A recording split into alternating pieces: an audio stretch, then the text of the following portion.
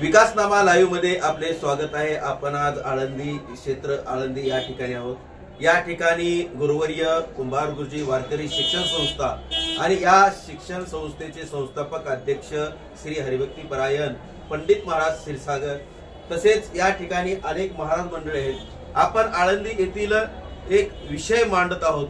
तो विषय म्हणजे असा आहे, शासनाकडून संत तुकोबारायांच्या तपोभूमी भामचंद्र डोंगराचा विध्वंस, वारकऱ्यांनो जागे व्हा, हा विषय आपण घेऊन आलेलो आहोत। आणि त्या अनुषंगाने या ठिकाणी जगद्गुरु तुकाराम महाराज प्रतिष्ठानचे संस्थापक अध्यक्ष माननीय बबरूजी शेंडगे पाटील तसेच मराठा महासंघाचे प्रसिद्धी प्रमुख तथा बीड जिल्ह्याचे अध्यक्ष आपण त्यांच्याशी संवाद साधणार आहोत। काय सांगू शकताल, कशा पद्धतीने हा म्हणजे कार्यक्रम चालू आहे?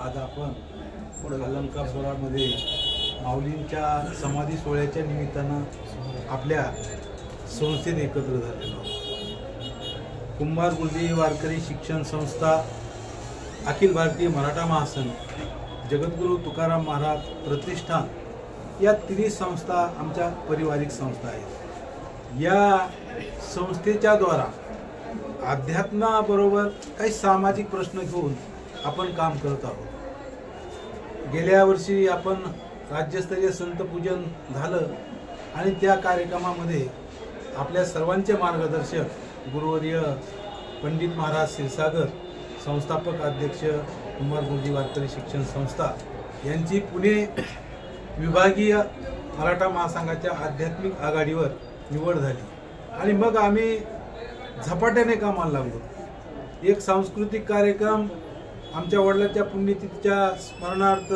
आपण 2 पुरस्कार दिले आणि जेव्हा जेव्हा समाजामध्ये काम करत असताना, संप्रदायामध्ये काम करत असताना संप्रदायाचे प्रश्न काही आहेत का, आपल्या काही श्रद्धास्थानाला काही विध्वंसपणे काही विकृती निर्माण होते का, याबाबत आपण चिंतन करत आहोत। आता आमच्या महाराजांना माहीत आहे, भामचंद्र डोंगरांच्या प्रश्नासंदर्भात पंडित महाराज, आदरणीय कबीर महाराज ही सगळी मंडळी, माजी मुख्यमंत्री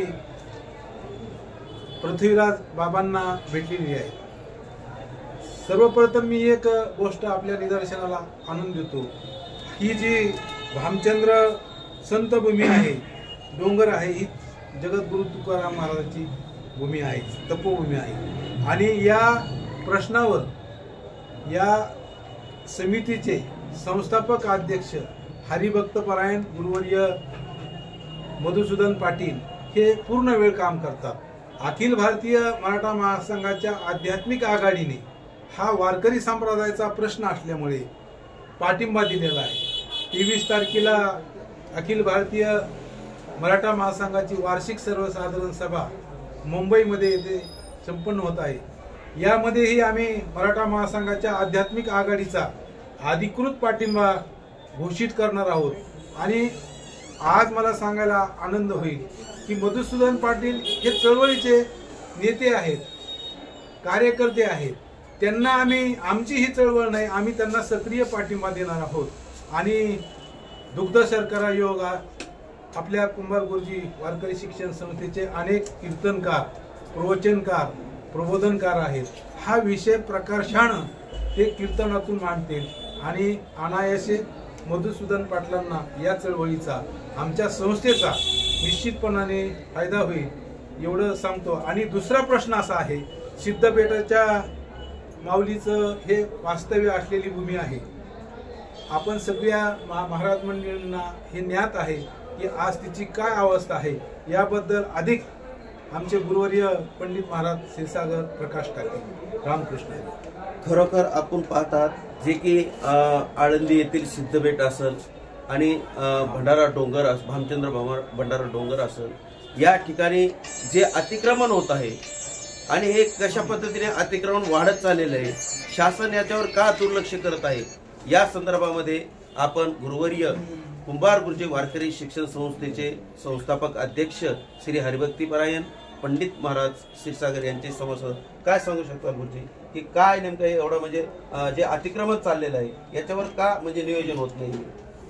नमो ज्ञानेश्वरा, नमो ज्ञानेश्वरा, निवृत्ती उदारा सोपन देवा, मुक्ताबाई नमो त्रिभुवन पावना धित्रे जनीन देवाची.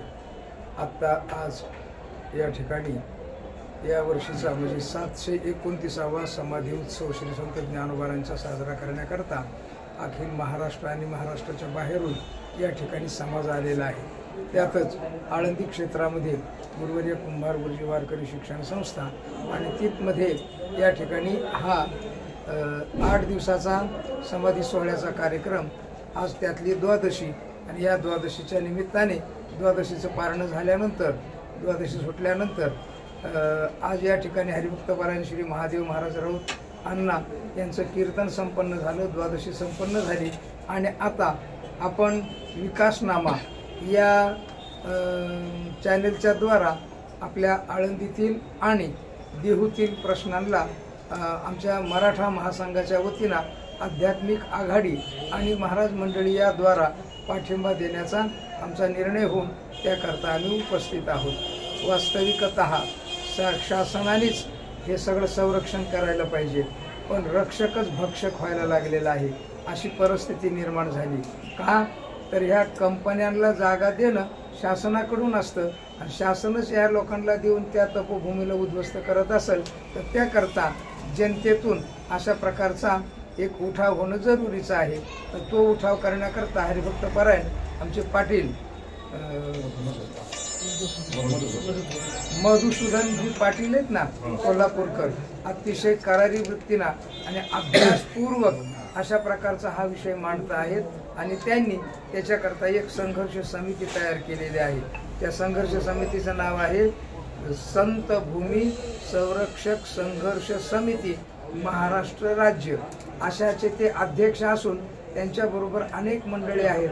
तर त्याचप्रमाणे त्यांची जी तळमळ देहूचा म्हणजे देहूला भंडारा डोंगर आणि भामचंद्र डोंगर या दोन्ही डोंगराच्या संरक्षणार्थ ज्या समित्या निर्माण केल्या आणि ते जे संघर्ष करतात त्यांना आमचा तिथल्याकरता म्हणजे डोंगराकरता सुद्धा गुरुवर्य कुंभार गुरुजी वारकरी शिक्षण संस्था, मराठा महासंघ आणि जगद्गुरू तुकाराम महाराज प्रतिष्ठान या तिन्ही संस्था त्यांच्या पाठीमागे अत्यंत मजबूत भूमिकेनं उभा आहोत. आम्ही त्यांना पाठिंबा देत आहोत आणि पुढे होणाऱ्या मराठा महासंघाच्या आमच्या अधिवेशनामध्ये सुद्धा आम्ही हा विषय म्हणजे ठराव पारित करून अशा प्रकारचा पाठिंबा देणार आहोत. तर आज प्रस्तुत देहूच्या डोंगराकरता म्हणजे जगद्गुरू तुकोबाराय तपोभूमी करता आजचा आमचा हा अत्यंत त्यांना मजबूत पाठिंबा आहे. त्यानंतर दुसरी गोष्ट आळंदीची. आळंदी क्षेत्रामध्ये सिद्धबेट आहे. ज्ञानोबाराय समाधीला जाण्यापूर्वी ज्ञानोबारांची खेळण्याची, जाण्याची, चालण्याची, जिथं ज्ञानोबारांनी क्रीडा केली अशा प्रकारची जी भूमिका ती सिद्धबेट भूमिका. आणि त्या सिद्धबेट भूमीमध्ये काहीतरी निराळ्या प्रकारच्या संस्था अतिक्रमण करून ताब्यात घेत आहेत. तर त्याकरता ज्ञानोबाराय तिथं राहिलेले, त्यामुळे ज्ञानेश्वर महाराज संस्थांच्याकडंच ती जावी अशा प्रकारचा आमचा अत्यंत मजबूत आग्रह आहे.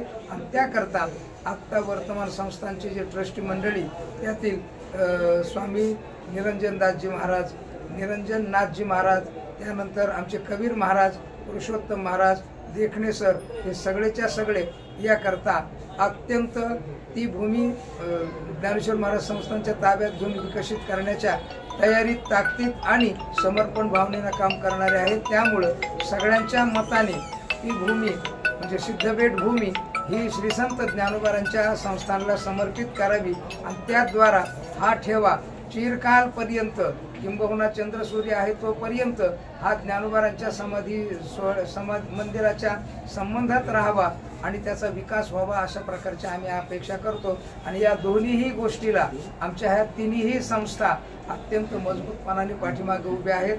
ज्या ज्या वेळेला संघर्ष करता काही एखादं म्हणजे अधिवेशन किंवा एखादा मोर्चा असं जर काढायचं ठरलं तर त्यामध्ये आम्ही अत्यंत हिरिरीने भाग घेऊन त्यांच्या पाठीमागे उभे राहू. संघर्ष समिती मात्र ती त्यांच्या पाठीमागे आम्ही उभे राहू असं मधुसूदन पाटलाला आणि या सगळ्यांना आम्ही आमच्या पद्धतीनं अनुमोदन देतो आणि समर्पित होऊन पाठीमागे उभे राहतो. खरोखर आपण पाहिलं आहे जे की जो हा भामचंद्र डोंगराचा विध्वंस होत आहे आणि हा विध्वंस असेल आणि दुसरी गोष्ट सिद्धबेटा या ठिकाणी अतिक्रमण होत आहे, त्या ठिकाणी ह्या दोन्ही ज्या जागा आहेत ह्या जागा श्री संत ज्ञानेश्वर महाराज संस्थांच्या आधिपत्याखाली राहाव्यात अशी यांचीही भावना आहे। आणि या सर्व गोष्टीसाठी या पंडित महाराज क्षीरसागर असतील, जगद्गुरू तुकाराम महाराज प्रतिष्ठान असेल, हे जे की आंदोलन काही जे होईल त्याच्यासाठी यांचा पूर्ण पाठिंबा आहे असं या प्रसंगी यांनी सांगितलेलं आहे। विकास नामालय बालासाहेब पपाळ, आळंदी।